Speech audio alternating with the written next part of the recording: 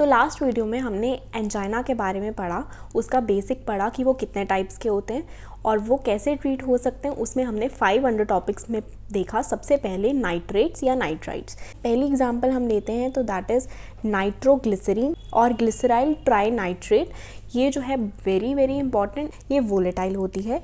इसकी property volatile है, इसीलिए हम इसको एक बॉटल में स्टोर करके रखते हैं। हम इसको सबलिंगुअली यूज़ करते हैं, ना कि ओरली यूज़ करते हैं, क्योंकि इसकी बायो अवेलेबिलिटी बहुत कम होती है ओरली। तो ये जो है लिवर में इसका फर्स्ट पास मेटाबॉलिज्म होता है। अगर हम ओरली लेंगे तो इसमें बचता ही नहीं है लिवर में जाने के बाद, क्योंकि लिवर क्या करता है, ये इसके पास एक नाइट्रेट रिडक्टेज जो कि क्या करता है, फर्स्ट पास मेटाबॉलिज्म, उसकी वजह से रिडक्टेज की वजह से वो इनएक्टिवेट हो जाता है मोस्ट ऑफ द नाइट्रेट्स। तो इसीलिए ओरल बायोअवेलेबिलिटी बहुत कम है, इसलिए हम लोग इसको सबलिंगुअली देते हैं। सबलिंगुअली अगर हम देंगे तो क्या होगा, तो वो जो टैबलेट हमने दी है वो veins of head and neck में जाएगी। वेन्स से कहाँ जाएगी, वो सुपीरियर वेना कावा में, सुपीरियर वेना कावा से हार्ट में, और हार्ट में उसके बाद राइट हार्ट में जाएगी बेसिकली सुपीरियर वेना कावा से, उसके बाद लंग्स में जाएगी, then eventually it will go to the left heart and from left heart to the whole body. तो ये पूरी की पूरी बॉडी में ट्रांसफ़र हो जाती है बिना किसी फर्स्ट पास मेटाबॉलिज्म में, जो कि लिवर में होता है। तो इसीलिए हम इसको सबलिंगुअली देते हैं, प्रेफर्ड है। ओरल बायोअवेलेबिलिटी इसकी 10 to 15% है, बहुत ही कम है। सेकेंड जो है दैट इज़ आइसोसोर्बाइड डाइनाइट्रेट। ये भी हम लोग सबलिंगुअली देते हैं, आइसोसोर्बाइड डाइनाइट्रेट। Next is आइसोसोर्बाइड mononitrate. इसका जो फर्स्ट पास मेटाबॉलिज्म होता है आइसोसोर्बाइड मोनोनाइट्रेट का, बहुत ही कम होता है फर्स्ट पास मेटाबॉलिज्म। इसकी बायोअवेलेबिलिटी 100% है। कितनी ज़्यादा, 100%। अगर इसका लेस है फर्स्ट पास मेटाबॉलिज्म तो इसका मतलब हम इसे ओरली दे सकते हैं। नेक्स्ट जो है दैट इज़ अमाइल नाइट्रेट। ये एक गैशियस फॉर्म में हम इसे देते हैं, हम इसे इनहेल करते हैं और ये शॉर्टेस्ट एक्टिंग है। तो ये जो नाइट्रेट्स हैं इनका फंक्शन क्या होता है कि ये वेजोडाइलेटर्स होते हैं। What are they are vasodilators. Vasodilation कर कर ये हमें पता है कि प्रीलोड कम कर देते हैं, आफ्टर लोड कम कर देते हैं, कोरोनरी आर्टरी को भी डायलेट कर सकते हैं क्योंकि डायलेट कर रहे हैं।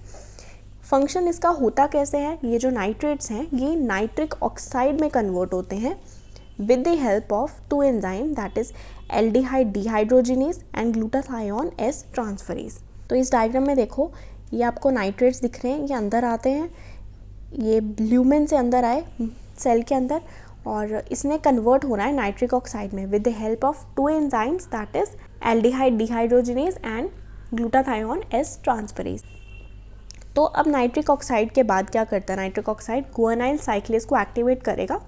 गुआनाइल साइक्लेज क्या करेगा, साइक्लिक जीएमपी का लेवल इंक्रीज करेगा।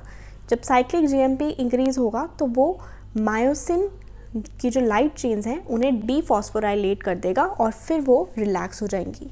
जो फॉस्फोराइलेटेड होती हैं वो कॉन्ट्रैक्ट करती हैं, लेकिन जो डीफॉस्फोराइलेटेड होती हैं वो रिलैक्स करती हैं। तो साइक्लिक जीएमपी क्या करेगा, डीफॉस्फोराइलेट करेगा और रिलैक्स करवा देगा। यही तो हम चाहते हैं। रिलैक्सेशन होने के बाद क्या होगा, वेज़ोडाइलेशन हो जाएगी। तो ये नाइट्रिक ऑक्साइड लिया, इसने क्या किया, रिलैक्सेशन करवा दी, डायलेशन करवा दी। तो प्राइमरी इफेक्ट जो होता है इसका वेन्स के ऊपर होता है। वीनो डायलेशन ये ज़्यादा करवाता है, आर्टेरियोलो डायलेशन। रीज़न ये है कि इसमें वेन्स के अंदर क्या होता है कि जो एल्डिहाइड डिहाइड्रोजिनेज है उसका लेवल, ये वाला जो है एल्डिहाइड डिहाइड्रोजिनेज जो कि कन्वर्ट करता है नाइट्रिक ऑक्साइड में नाइट्रेट्स को, वो ज़्यादा है, उसकी अमाउंट ज़्यादा है, इसीलिए वेन्स में ज़्यादा वीनोडाइलेशन हो जाती है इन कंपैरिजन टू आर्टेरियोल्स। और इसमें क्या होता है, वीनोडाइलेशन होकर हमने वीनस कैपेसिटेंस बढ़ा दी। कैपेसिटेंस का मतलब होता है कैपेसिटी टू होल्ड समथिंग। ये हमने फिजिक्स में पढ़ा था कि कैपेसिटी टू होल्ड चार्ज, कि कितना चार्ज उसके ऊपर आ सकता है। वैसे ही ब्लड वेसल्स है कि कितना उसके अंदर ब्लड रह सकता है। तो वेन्स अगर डायलेटेड होंगी उसके अंदर ब्लड ज़्यादा रह सकता है, ज़्यादा स्टे कर सकता है। इसका एक साइड इफ़ेक्ट भी होता है कि जब वीनो डायलेशन होती है, वीनस कैपेसिटेंस बढ़ती है, तो ऑर्थोस्टैटिक हाइपोटेंशन हो जाता है और या फिर सिनकोपी में डेवलप। सिनकोपी होता है अनकॉन्शियस हो जाना, फेंट हो जाना। ऑर्थोस्टैटिक हाइपोटेंशन अलग से पढ़ेंगे। वैसे एक बता दूं कि जब हम लोग लेटे होते हैं तो हमारा जो ब्लड है वो पूरा का पूरा इवनली डिस्ट्रीब्यूटेड होता है। जैसे ही हम एकदम से, कभी कभी होता है कि हम सो रहे हैं और एकदम से हम लोग उठ के बैठे तो हमें चक्कर से आते हैं, एकदम थोड़ा सा ब्लैकआउट हो जाता है 1 मिली सेकेंड्स के लिए। तो वो क्या होता है, वो इसलिए होता है क्योंकि जो ब्लड है वो एकदम से ग्रेविटी के थ्रू हमारी लेग्स के अंदर आ जाता है। लेकिन नॉर्मली जिनके अंदर ब्लड जो है वो अच्छा खासा होता है या अच्छा बिल्कुल सही उनके अंदर अमाउंट होती है, तो क्या होता है नॉर्मली कि वो कॉन्स्ट्रिक्ट हो जाती है, वेन्स कॉन्स्ट्रिक्ट कर ब्लड को ऊपर तक ले जाती हैं। वो एक रिफ्लेक्स की वजह से ऊपर तक ब्लड पहुंच जाता है क्योंकि वेन्स जो हैं वो कॉन्स्ट्रिक्ट कर जाती हैं। लेकिन कई लोगों में क्या होता है कि ब्लड की वॉल्यूम कम होता है, तो जिनको अनीमिया वगैरह की प्रॉब्लम होती है उनको ज़्यादा ये एकदम से ब्लैकआउट आ जाता है जब वो एकदम से खड़े होते हैं सोने के बाद। अब इस केस में उनमें ब्लड की कोई कमी नहीं है, लेकिन वेन्स जो हैं उनकी कॉन्स्ट्रिक्शन नहीं हो पा रही है। क्यों? क्योंकि हमने वेनोडाइलेटर्स दिए हुए हैं, इसीलिए उनके अंदर ऑर्थोस्टैटिक, मतलब जब हम खड़े होते हैं, ऑर्थो मीन्स स्ट्रेट खड़े होते हैं, तब हाइपोटेंशन आती है। सेकेंडरी इफेक्ट जो है that is compensatory mechanism. Compensatory मतलब कि हमारी बॉडी ने खुद किया है, जैसे कि आर्टीरियल प्रेशर कम हुआ क्योंकि हमने डायलेट कर दिया तो प्रेशर कम हो जाएगा, तो वो जो प्रेशर का ड्रॉप है वो बैरोरिसेप्टर्स ने सेंस किया, जो कि हमारे नेक में होता है ना, कैरोटिड रिसेप्टर्स, बैरोरिसेप्टर्स, तो वो उन्होंने सेंस कर लिया। उसने क्या किया फिर, रिफ्लक्स टैकीकार्डिया और कार्डियक कॉन्ट्रैक्टिलिटी को बढ़ा दिया। टैकी का मतलब होता है ज़्यादा हार्ट बीट्स कर दी। तो रिफ्लक्स के तौर पे नाइट्रिक ऑक्साइड ने, वैसे तो उसने डायलेट ही किया था, लेकिन रिफ्लक्स के तौर पे जो हमारी बॉडी ने क्या कर दिया, रिफ्लक्स टैकीकार्डिया कर दिया और कॉन्ट्रैक्टिलिटी कार्डियक की बढ़ा दी। ये नाइट्राइट आयंस हैं, ये जो रिएक्टिव स्पीशीज़ हैं, क्या होता है कि ये हीमोग्लोबिन के साथ रिएक्ट कर जाती हैं। नाइट्राइट आयन जो है वो हीमोग्लोबिन के साथ रिएक्ट कर मिथीमोग्लोबिन बना देता है। जो हीमोग्लोबिन होता है ना, उसमें जो आयरन होती है वो होती है Fe2+, लेकिन जो मिथेमोग्लोबिन होता है उसमें जो आयरन होती है वो होती है Fe3+। ये फ़र्क होता है। तो बस नाइट्राइट ने क्या किया, उसने एक इलेक्ट्रॉन इससे ले लिया और Fe3+ बना दिया। ब्लू बेबी सिंड्रोम में हमने नोटिस किया था, जिसमें क्या होता है कि अगर हम वेल वाटर दे देते हैं, कुएं का पानी दे देते हैं बच्चों को, तो उसमें क्या होता है नाइट्राइट्स होते हैं। तो वो नाइट्राइट्स क्या करते हैं, वो हीमोग्लोबिन के साथ रिएक्ट करके मिथेमोग्लोबिन बना देते हैं। अब जो मिथेमोग्लोबिन है वो ऑक्सीजन डिलीवर नहीं कर सकता, तो अगर बॉडी के टिश्यूज़ को ऑक्सीजन डिलीवर नहीं होगी तो क्या होता है, बच्चा जो है वो ब्लूइश हमें दिखने लग जाता है। तो that is blue baby syndrome. तो ये साइनाइड पॉइजनिंग में हम इसका थेरेप्यूटिक यूज़ कर सकते हैं। क्यों? क्योंकि जब साइनाइड पॉइजनिंग होती है तो हमारी बॉडी में जो साइटोक्रोम है, वो साइटोक्रोम में जो आयरन है उसके साथ साइनाइड लग जाता है। तो अगर हम लोग नाइट्रेट्स देंगे तो नाइट्रेट्स ने मिथेमोग्लोबिन बना लेना है। तो मिथेमोग्लोबिन क्या करेगा, वो उसकी टेंडेंसी ज़्यादा होती है साइनाइड के टूवर्ड्स, तो वो क्या बना लेगा, वो बना लेगा हमारा साइनोमिथेमोग्लोबिन। तो हमने साइनोमिथेमोग्लोबिन बना लिया, उसमें हम सोडियम थायोसल्फेट ऐड कर देंगे। तो इसमें देख लो हमने दो चीज़ें ऐड की हैं, दैट इज़ नाइट्रेट और सोडियम थायोसल्फेट। नाइट्रेट दिया ताकि मिथेमोग्लोबिन बन जाए, और सोडियम थायोसल्फेट इसलिए दिया है ताकि ये जो साइनोमिथेमोग्लोबिन है वो कन्वर्ट हो जाए थायोसाइनेट में। थायोसाइनेट हमने क्यों बनाया, ताकि वो रेडिली एक्सक्रीट हो जाए किडनी से, बहुत ही ईजिली एक्सक्रीट आउट हो जाता है।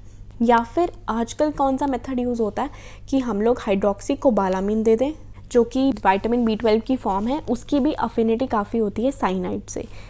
तो ये दो मेथड से हम लोग साइनाइड पॉइजनिंग को रिमूव कर सकते हैं हमारी बॉडी से। नेक्स्ट अगर हम ADR देखें, एडवर्स ड्रग रिएक्शंस, तो सबसे पहला हमने पहले ही पढ़ लिया कि हाइपोटेंशन हो जाती है, जो हमने ऑर्थोस्टैटिक हाइपोटेंशन पढ़ा कि हम एकदम से खड़े होते हैं। वैसे भी डायलेट होता है तो फिर हाइपोटेंशन होने के चांसेस बढ़ जाते हैं। Flushing of face, flushing of face होता है कि फेस के ऊपर एकदम से रेडनेस आ जाती है, एकदम लाल लाल हो जाता है फेस, क्योंकि वहाँ की जो ब्लड वेसल्स है वो डायलेट करेंगी, तो ब्लड फ्लो एकदम इंक्रीज़ हो जाएगा और वहाँ पे फ्लशिंग हो जाएगी। तीसरा होता है हेडेक। क्यों हेडेक होता है? क्योंकि मेनिंजियल आर्टरीज़ है वो भी डायलेट करेंगी, और मेनिंजियल आर्टरीज़ जहाँ पे डायलेट करती हैं तो उसके पास, जैसे ये मेनिंजियल आर्टरीज़ है और ये हमारा स्कल है, तो यहाँ पे पेन रिसेप्टर्स पड़े हैं, तो अगर ये डायलेट करेंगी, तो ये डायलेट जब करेंगी तो फिर ये भी दब जाएंगे, तो फिर पेन फील होगी, तो that is headache meningeal arteries की डायलेशन के वक्त। देन रिफ्लक्स टैकीकार्डिया, जो कि हमें पता है बैरोरिसेप्टर्स की वजह से होता है। नेक्स्ट हम रीड करते हैं टॉलरेंस। टॉलरेंस को हम लोग टैकीफाइलेक्सिस भी बोलते हैं। ये क्या इसका मतलब है? जब हम बहुत ज़्यादा इसको यूज़ करते हैं, जैसे कि बिना किसी एब्रप्शन के, बिना किसी इंटरप्शन यूज़ कर रहे हैं, तो उसमें जो रिएक्टिव ऑक्सीजन स्पीशीज़ बनती हैं वो इनहिबिट करती हैं एल्डिहाइड डीहाइड्रोजिनेस को। अब अगर सारा का सारा एल्डिहाइड डीहाइड्रोजिनेस डीएक्टिवेट या इनएक्टिवेट हो गया तो अब नाइट्रिक ऑक्साइड कैसे बनेगा, क्योंकि नाइट्रिक ऑक्साइड को हमने बनाया था एल्डिहाइड डिहाइड्रोजिनेज की वजह से, तो ये इसने इसको इनहिबिट कर दिया। लेकिन जब हम लोग क्या करते हैं, रेस्ट देते हैं, तब क्या होता है, एल्डिहाइड डिहाइड्रोजिनेज दोबारा से रीजनरेट होता है, मतलब वो एक्टिवेट हो जाता है। तो टॉलरेंस क्या हुआ कि वो उस दवाई का असर ही नहीं हो पा रहा है अब। क्यों? क्योंकि हमने इतनी ज़्यादा क्रोनिकली दे दी है विदाउट इंटरप्शन कि उसमें जो एंजाइम यूज़ होता है वो थक चुका है, वो हार के बैठ चुका है, उसको हमने रेस्ट ही नहीं दी है। ये हमें कहाँ दिखती है?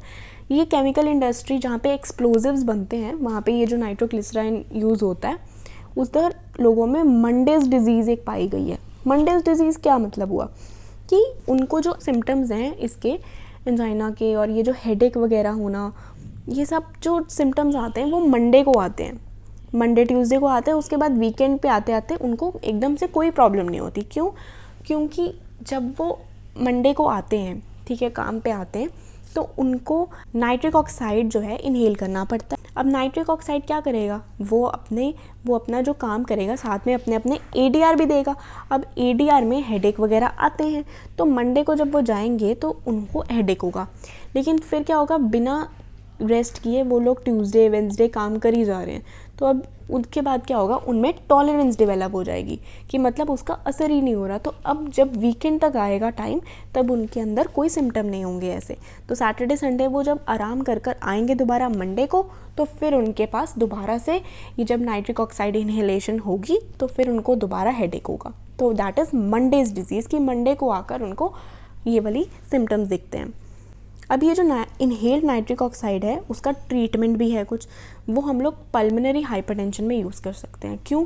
क्योंकि एक तो इनहेल्ड है, इनहेल करेंगे तो हमारे सबसे पहले लंग्स में जाएगी, तो दैट इज़ पल्मोनरी हाइपरटेंशन, क्योंकि ये वेजो डायलेशन करता है और डायलेशन अगर करेगा तो क्या होगा, हाइपोटेंशन, तो उसका उल्टा। नेक्स्ट जो है दैट इज़ ड्रग इंटरैक्शन। हम लोग कभी भी we will never combine sildenafil with nitric oxide. ये जो साइक्लिक GMP बना ये GMP में कन्वर्ट हो जाएगा। और इसे कौन कन्वर्ट करेगा, मतलब अब तोड़ना भी तो है ना, रिलैक्सेशन थोड़ी होती रहेगी। तो इसे तोड़ने के लिए कौन सा एंजाइम यूज़ होता है, दैट इज़ TDE, फॉस्फोडाइएस्टरेज। अब ये जो सिल्डेनाफिल है वो अगर हम यूज़ करते हैं तो वो उसको इनहिबिट करता है। सिल्डेनाफिल कॉमनली हम उसको बोलते हैं वायाग्रा, तो वायाग्रा के नाम से मिलता है हम लोग को, तो वो इनहिबिट करता है PDE को। अब PDE जब इनहिबिट होगा तो साइक्लिक GMP का लेवल बहुत ज़्यादा इंक्रीज़ हो जाएगा। अब वो क्या करवा रहा था, वो करवा रहा था रिलैक्सेशन।